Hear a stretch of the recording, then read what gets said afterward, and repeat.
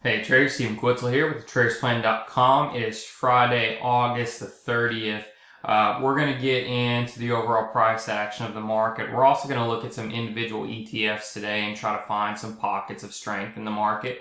We have been in a trading range bound. So we're going to look at see what the evidence suggests if we're going to get out of this or if we're going to, maybe break to the downside. But I try to look at everything as a glass half full. That way I'm not, always thinking the market's going to go down and have too much cash on the sideline and the market kind of take off without me. I think that's just a better way to think. Obviously, you have to be disciplined and use your rules. But let's look at the S&P 500 real quick. This pullback right here, this gap down, I think this came from tweets and right after the Fed lowered interest rates. I mean, it can be very scary kind of in the heat of the moment when this waterfall just happens and it just falls off and you got 1 week where it's just a really, really bad week.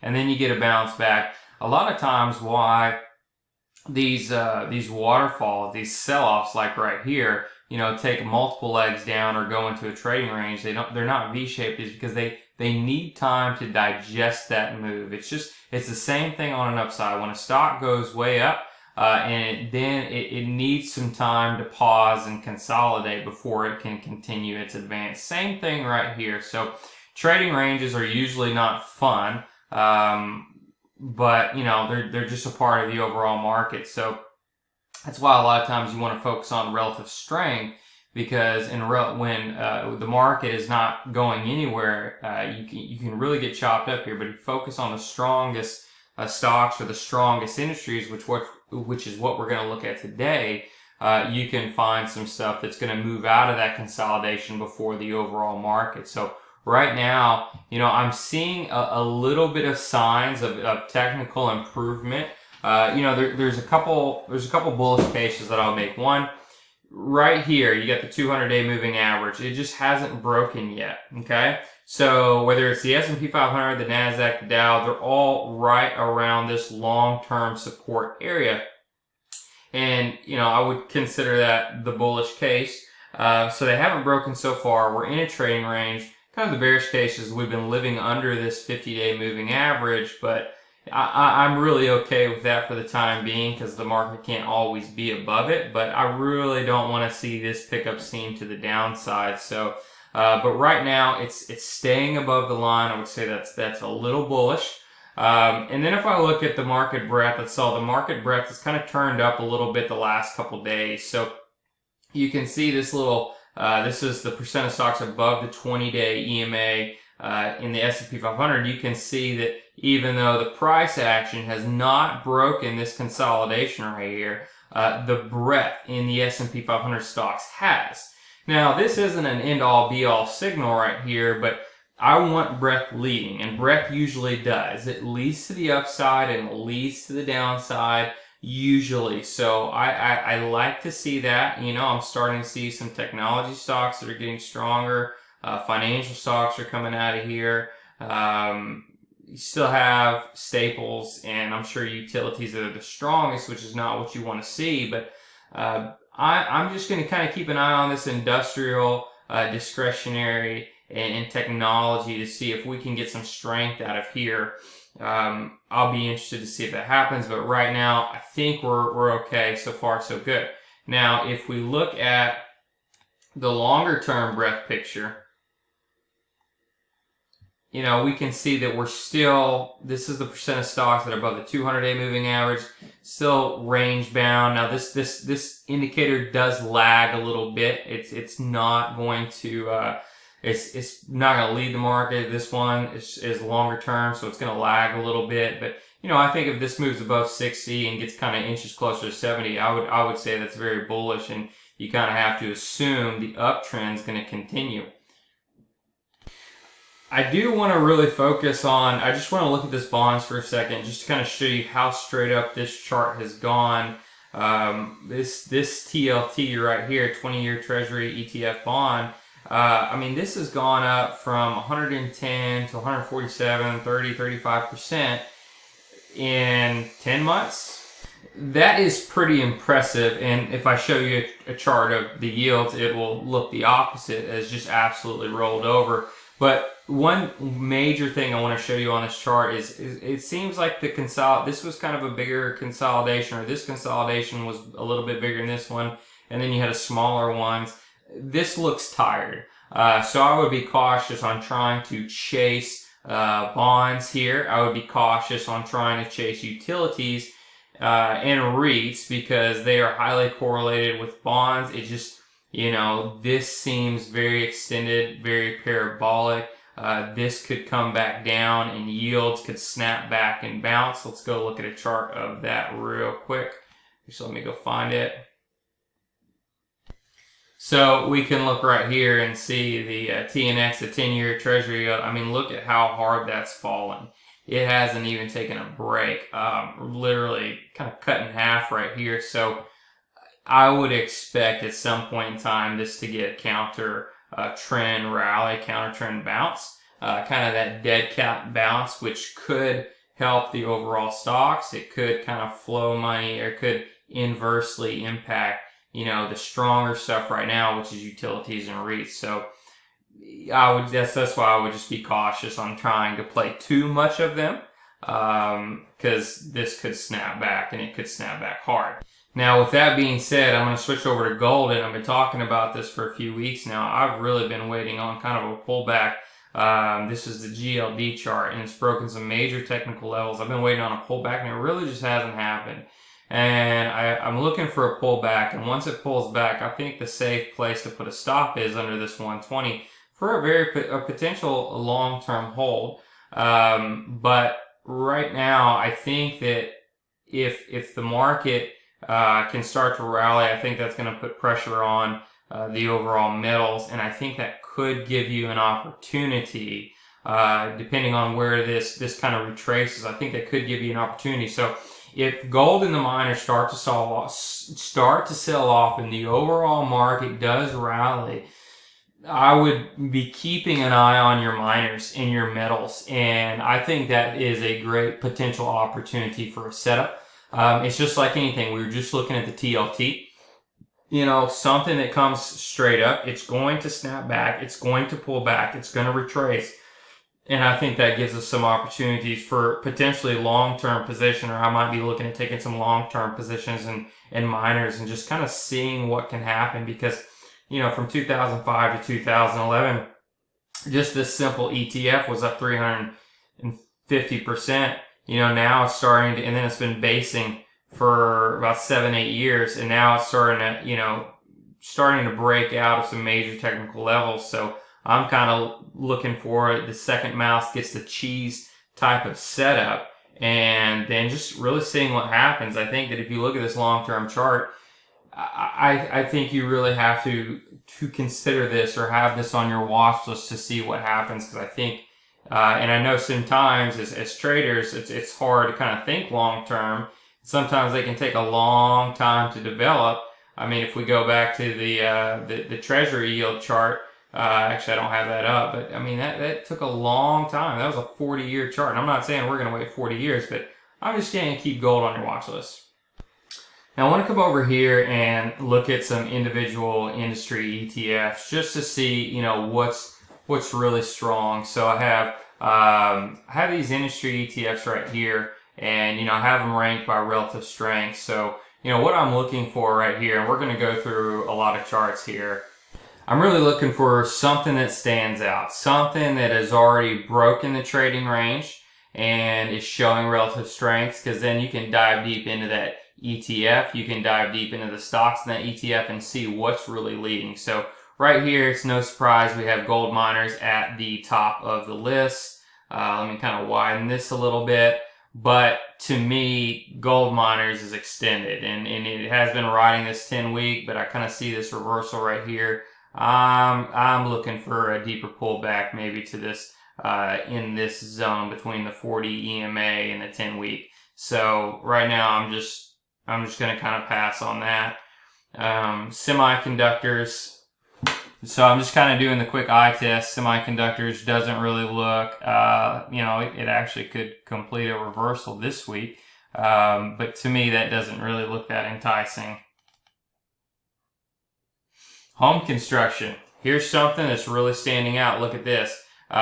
This has just been really steady, even though a little chop, but this didn't have the ITB. This really didn't have the correction that the overall market did, not even close. So there are some really strong home builders that are looking pretty good right now that are showing some strength. So I think this is somewhere you want to look at, or even if you just want to play the ETF. I know there's a leveraged ETF out there.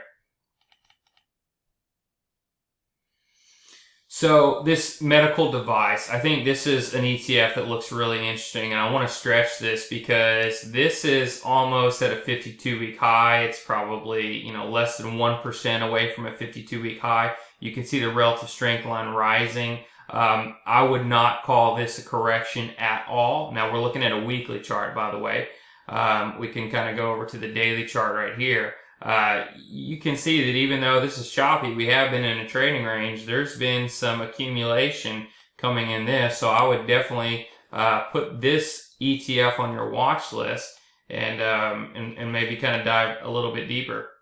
So you have utilities, which has been a pretty smooth ride. It is at an all-time high. And if I go to the weekly chart, you can see that there really wasn't much of a correction at all. As a matter of fact, it looks like a very, very nice uptrend. So, you could definitely play utilities. I think when yields bounce, these are going to pull back. And I'm just not the kind of trader that likes to buy conservative stuff just to be in the overall market. I'd rather wait and buy the fast movers, and there's just not a lot of fast movers in here. So if you look at the REITs look very similar. As you can see right here, already at an all-time high. So the REITs and the utilities, they're your more conservative stocks. It makes sense. The market has been really choppy the last couple months. So these are, money has been flowing into them. So, it definitely, I'm not trying to talk you out of it. They are strong ETFs right now. And sometimes when these are leading, it also does show me that the overall market, is struggling a little bit. But again, I am biased. I'm biased against too much of conservative stocks because when the market does go, I want to be in the ones that are going to go very, very quickly. And these they're slow, kind of steady Freddy stocks. They can be good to own one or two in your portfolio. They don't necessarily move the needle, in my opinion, that much. Okay, so aerospace and defense. There are a ton of aerospace and defense stocks that have done a really, really nice job of reporting earnings. I think that this looks really good. It's at an all-time high. And again, defense stocks, this could be more defensive in nature. But so right now, I'm looking at some of these and I'm saying, okay, money can definitely flow into this, utilities and REITs, and gold miners. But what's likely when the market bounces, what is likely going to underperform and what is likely going to outperform? So I'm looking at this, REITs, utilities, and miners. They're likely, when U.S. equities strengthen, they have been outperforming, but they're likely going to underperform if we can bounce out of here. Whereas I'm looking at this and I'm saying, okay, what out of what we just looked at looks like it held up the best and is considered a more aggressive industry. And I would say home construction and medical devices, out of, the 7 or 8 we've looked at, are more interesting to me because I think they're going to go up the most when the market goes up. Now, I've switched over to my ETF list, and I have about 250, 245 ETFs in here that I track. I rank them on a 3-month relative strength rating just to see if I can catch any trends pretty early, right? So obviously, if you look, let's just kind of look at this list for a second. It's no surprise. You see gold, silver miners, precious metals, bonds, everywhere. So again, what I'm looking for, as I know those are up, I'm looking for kind of sneaky little ETFs that are just quiet and are all of a sudden climbing the ranks in some of the strongest stuff. So right here, let's just kind of go through some of these. I'm looking at Egypt. Egypt, to me, that just doesn't look that good. It might be, you could make the argument it's breaking out of a downtrend. but it is still in just kind of a wider consolidation. So this might be one that I watch, but considering that it hasn't done anything, you know, it's way below its 2014 high, I'm not really that interested in that. Let's look at solar stocks. This is also something that could, I think, could go on a multi-year move. So, you know, solar stocks have really been probably one of the best leaders of the year as far as industry goes. See a lot of solar stocks that just look far extended. But, so you might, yes, I think they need to pull back a little bit, maybe kind of pull back into this zone. But, I mean, they're still not at their 2015 high. So, they still could, let me just kind of look at the monthly chart on this one. Yeah, man, they've been going down for a long time, all the way back to 2007. Woo. So, you know, with the, I wouldn't call it with the way things are going, right? Kind of the political landscape and you know, renewable energy and stuff like that. I really can see solar as being a multi-year move. And just because it's moved a lot this year, I'm not saying go out and buy now. I'll definitely wait for a pullback because a lot of the individual stocks look extended. But I could make the case that it's not even close to where it was 5 years ago, meaning that if it breaks out of that, I mean, it could be a nice ETF for the next, you know, 5 to 10. And look at here, we got home construction, medical devices, aerospace, all these ones we've already looked at. So they're popping up again. Food and beverage, that doesn't really excite me. Let's look at this one. No, that doesn't look good. You got semiconductors, you got more clean energy down here. Look at this. I'd be interested. What I should probably do is I should probably break down the overall stocks, you know, kind of the top 10 to see what really the difference is between this and TAN. But you got a nice little weekly reversal pattern right here, and it's still in the buy zone. You can see right here that it undercut, you know, the 10-week, you know, undercut all these and above average volume, and it really hasn't done anything. Now, the market hadn't done anything, so I'm fine with that. It's in a nice uptrend. So maybe it needs to consolidate more. But again, you know, I think we're getting some evidence to look at some of this clean energy stuff. And it's something worth watching in the long term and in the short term.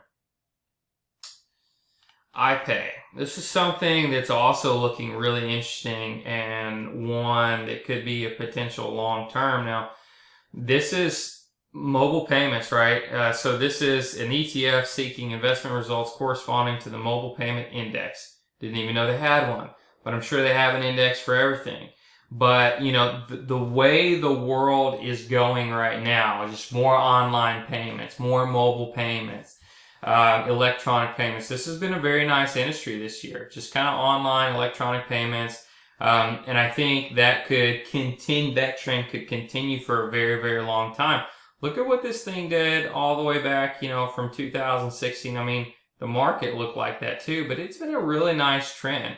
So if you were, with some of these long-term thematic ETFs, right, these long-term themes, I think a simple way to play these, if you really, really like a theme, like mobile payments or, you know, solar stocks or just whatever the case is, I think the Golden Cross, Death Cross rule is probably the way to go, because you could pick an industry that you think is going to do really well long term, but you could be wrong. Or if you plan on holding something 10 years, it could get slaughtered for 2 straight years and give back a lot of those gains. So something like this, you could say, okay, this looks interesting. I can just own it when the 10-week, the orange line, is above the 40-week, the black line, and I can sell it when it moves below it. Now, right here, you would have gotten out probably right here. You would have gotten back in somewhere up here. So that would have, you know, you would have bought back higher. But that whipsaw, that little whipsaw is smaller. The trend is greater than the whipsaw, okay? So whipsaws are going to happen, especially in trend following systems. Like, there's just no way around it. There's no way around whipsaws in trading, period. But I'm just saying this is kind of a smarter way to go. And, you know, when I go to something like MJ, And I'm like, okay, I really think in the long term, I think marijuana stocks, I think there's something there. I think most of us would agree there is a future there. But this one is just so volatile, right? So right now, this thing really hasn't done anything. I can go to a monthly chart. That looks ugly as sin. So this is also something you're like, okay, you could play the 10, the 40 week, the 50 day, the 200 day, and just make sure that you're in for the biggest moves, and you get out when something bad's about to happen. And if it's a whipsaw, that's totally fine. But there's no sense holding a long-term holding if it's an ETF. Now, if it's a stock, I think that's totally different. But if you're going to have to, sit through those 50% moves, although I'm considering, something long-term in something like this.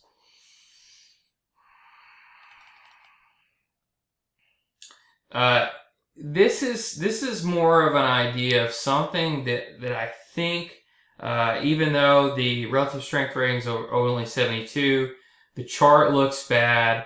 I do think this could make a move out of here. Now, one could make the argument, yes, you have tariff, you have all these trade war stuff. This is the Chinese internet ETF. But man, these stocks have really taken it on the chin, and they've been taking it on the chin for a year and a half. I mean, they peaked.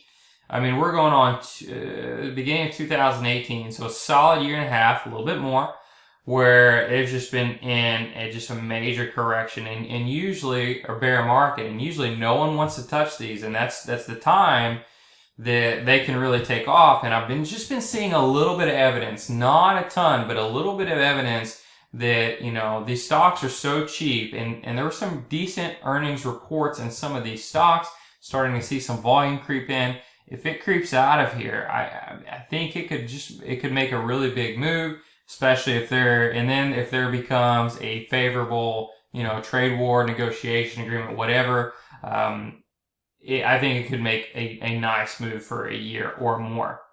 So I'm not telling you go out and buy this. This chart does look a little ugly, but I'm just seeing some evidence with the individual stocks to show that this could be close to a move.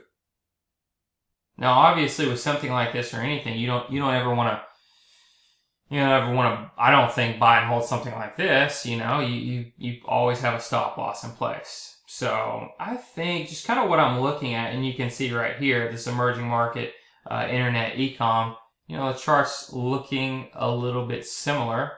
You can see right here. I think that if it breaks out of this downtrend, you could easily draw a downtrend. Both of these charts, it's very, very close to a trend line. And if I go back to this Queb right here, I could do the same thing. Very, very close to the trend line. I could even make the argument that yesterday it started to peak through right there. So, doesn't look half bad.